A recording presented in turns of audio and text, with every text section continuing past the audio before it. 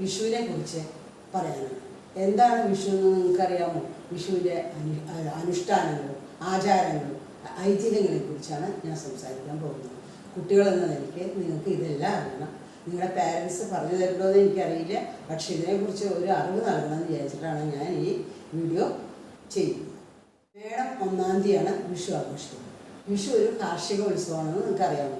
കാർഷിക ഉത്സവമാണ് വിഷു. വിഷു എന്ന് പറഞ്ഞാൽ എന്താണ് മീനിങ് അതറിയുമോ നിങ്ങൾക്ക്? വിഷു എന്ന് പറഞ്ഞാൽ തുല്യമായ രാത്രി പകലുള്ള ദിവസം, അതായത് സമരാത്ര ദിനങ്ങൾ എന്നാണ് അതിന് പറയുക.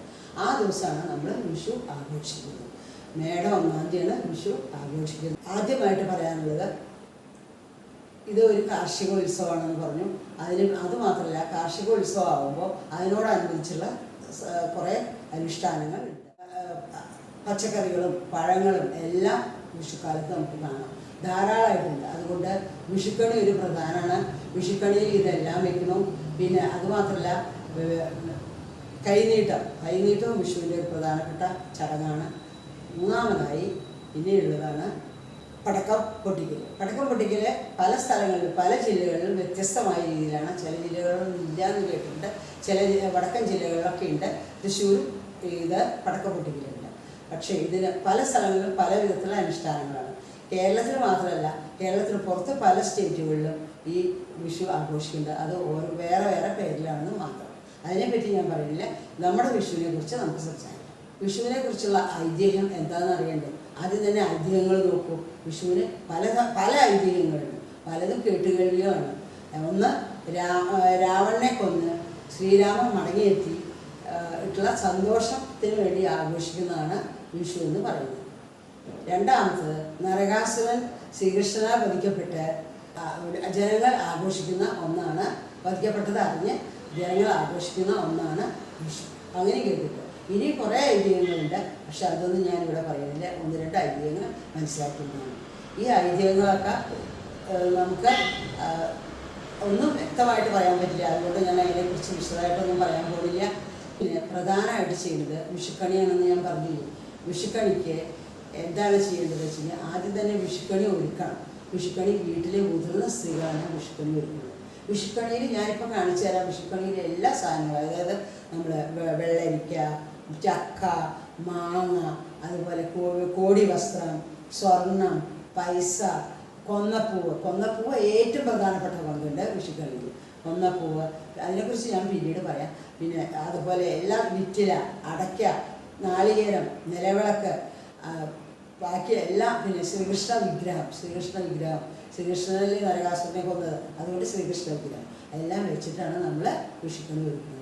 അത് നല്ലൊരു ഭംഗിയുള്ള കാര്യമാണ്. അത് വിഷുക്കണി ഒരുക്കി അത് കഴിഞ്ഞ് അത് വീട്ടിലെ മുതിർന്ന ഒരു സ്ത്രീ അത് ഒരുക്കി വയ്ക്കും. മുതിർന്ന ആളാണ് അത് ഒരുക്കി വയ്ക്കുക രാത്രി. അത് കഴിഞ്ഞ് രാവിലെ പുലർച്ചെ, അതായത് 4 മണിക്കോ 5 മണിക്കോ 3 മണിക്കോ പോലും എണീക്കുക. അതിന് ഓരോ മുഹൂർത്തങ്ങളുണ്ട്. ആ സമയത്ത് എണീറ്റ് മുതിർന്ന സ്ത്രീ, വയസ്സായ സ്ത്രീ അത് കണി കണ്ട് സ്വയം കണ്ട് അത് കഴിഞ്ഞിട്ട് മറ്റുള്ളവരെ ഓരോരുത്തരെയായി കൊണ്ടുവരും. പുറകെ ചെന്ന് കണ്ണ് പൊത്തിയിട്ടാണ് കൊണ്ടുവന്ന് അതിന് കണിയുടെ മുന്നിൽ ഇരുത്തി കണി കാണിക്കും. അങ്ങനെയാണ് വിഷുക്കണി എന്ന്. അപ്പം നോക്കുമ്പോൾ നല്ല ഭംഗിയായിട്ടുള്ള മാമ്പഴങ്ങളും ചക്കയും മാങ്ങയും ഫലങ്ങളും പൂക്കളും സ്വർണവും പൈസയൊക്കെ കാണുമ്പോൾ അത് നിങ്ങൾക്ക് എങ്ങനെയാണ് വിഷുക്കണി കണ്ടത് അതുപോലെയായിരിക്കും നിങ്ങളുടെ ഒരു വർഷം മുഴുവൻ എന്നാണ് പറയുന്നത്. എങ്ങനെയാണ് വിഷുക്കണി നിങ്ങളെ മനസ്സിൽ കണ്ടത് അതുപോലെയായിരിക്കും നിങ്ങളുടെ ഒരു കൊല്ലത്തെ ലൈഫ് എന്നാണ് പറയുന്നത്. അത്ര പ്രധാനപ്പെട്ടതാണെന്ന വിശ്വാസം.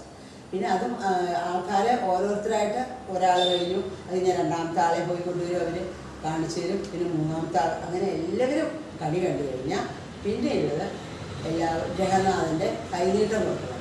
കൈനീട്ടം എന്ന് പറഞ്ഞാൽ ഗ്രഹനാഥൻ കൊടുക്കണ സമ്മാനത്തിനെയാണ് കൈനീട്ടം എന്ന് പറയുന്നത്. പണ്ടൊക്കെ അത് സ്വർണ്ണ കോയിനുകളും വെള്ളി കോയിനുകളൊക്കെ കൊടുത്തിരുന്നു കേട്ടിട്ടുണ്ട്. പക്ഷേ എനിക്കൊക്കെ കിട്ടിയിരുന്ന 1 രൂപയാണ്. അത്രേ ഉള്ളൂ. എൻ്റെ അച്ഛൻ എനിക്ക് 1 രൂപ തരാറ്. ബാക്കിയുള്ളവർക്കൊക്കെ അതിന് കൂടുതൽ കൊടുക്കുമ്പോൾ ഞാൻ ചോദിക്കും, എന്താ എനിക്ക് ഇത്ര കുറവ്, എനിക്ക് 1 രൂപ, കുട്ടികൾക്കൊക്കെ 1 രൂപ മതി എന്നാണ് പറയാറ്.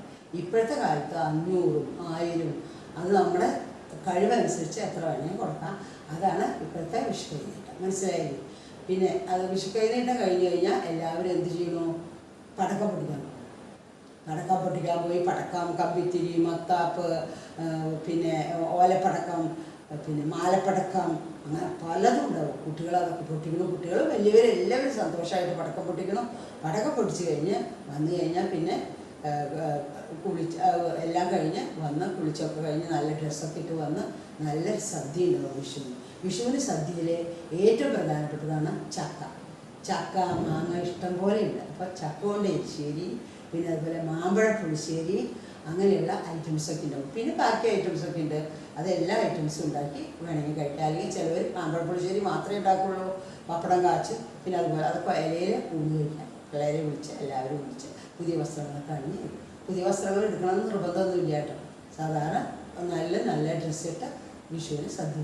പിന്നെ പണ്ടൊക്കെ ചിലവർ വിഷുക്കട്ട ഉണ്ടാക്കിയിരുന്നു. ഇപ്പോഴും വിഷുക്കട്ട ഉണ്ടാക്കേണ്ടതെന്ന് പറയുന്നത് പ്രാതലിന് ചിലവരൊക്കെ വിഷുക്കട്ടയാണ് തിന്നിരുന്നത്, കഴിച്ചിരുന്നു. പ്രാതലിന് വിഷുക്കട്ട, അതായത് ഉണക്കല്ലരി തേങ്ങാപ്പാലിൽ വറ്റിച്ച് കട്ടയാക്കി മുറിച്ച് അതാണ് കഴിച്ചത്. അത് നല്ല ടേസ്റ്റ് ഉള്ളതാണ്. അത് ചില വീടുകളിലൊക്കെ ഉണ്ട്, പക്ഷെ നമ്മളൊന്നും അത് ഉണ്ടാക്കാറില്ല, നമുക്കത് അറിയില്ല അതിനെക്കുറിച്ച്. ചില സ്ഥലങ്ങളിലൊക്കെ ഓണത്തിനേക്കാളും വലിയ സദ്യ വിഷുവിന് നടത്തുന്നുണ്ട്. വളരെ വിഭവസമൃദ്ധമായ സദ്യ ചിലവരൊക്കെ നടത്തുന്നുണ്ട്. ചിലവർ വളരെ ചെറിയ തോതിൽ മാമ്പഴ പുളിശ്ശേരി, പിന്നെ ചക്കരിശ്ശേരി. ചക്ക അതിലെ പ്രധാനപ്പെട്ടതാണ്. അതുകൊണ്ടാണ് ഓണവും വിഷുവും തമ്മിലുള്ള ഡിഫറൻസ്. ഓണം എന്ന് പറഞ്ഞാൽ നമ്മൾ ഇതൊന്നുമില്ല. വിഷുവിന് നമ്മുടെ വീട്ടിലുണ്ടാകുന്ന ചക്ക, മാങ്ങ, വെള്ളരിക്ക എല്ലാം കൃഷി ചെയ്തുണ്ടാക്കിയ കർഷകരുടെ ഈ വിഭവങ്ങളാണ് നമ്മൾ വെച്ചുണ്ടാക്കുക. മനസ്സിലായി?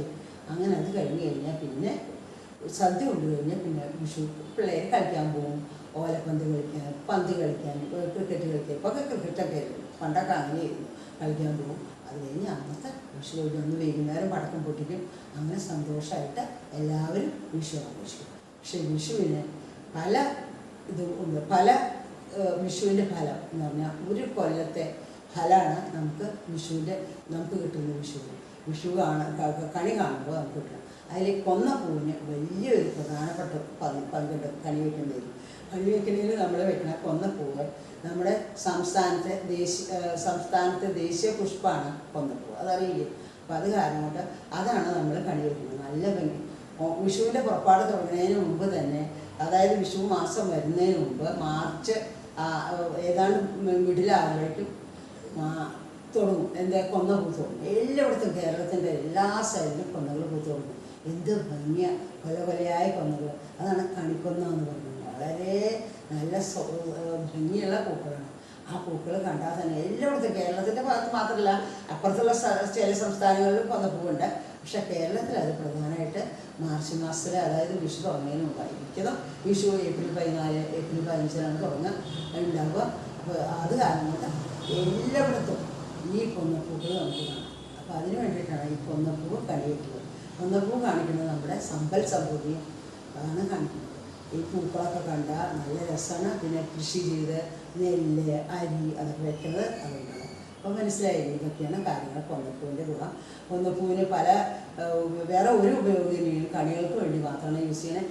വിഷു കഴിഞ്ഞ് കഴിഞ്ഞാൽ കൊന്നപ്പൂകളെല്ലാം കൊല്ലത്തിൽ ഒരു വർഷമേ പൂക്കണുള്ളൂ. ആ പൂക്കണത് വിഷുവിൻ്റെ അടുത്താണ് പൂക്കൾ.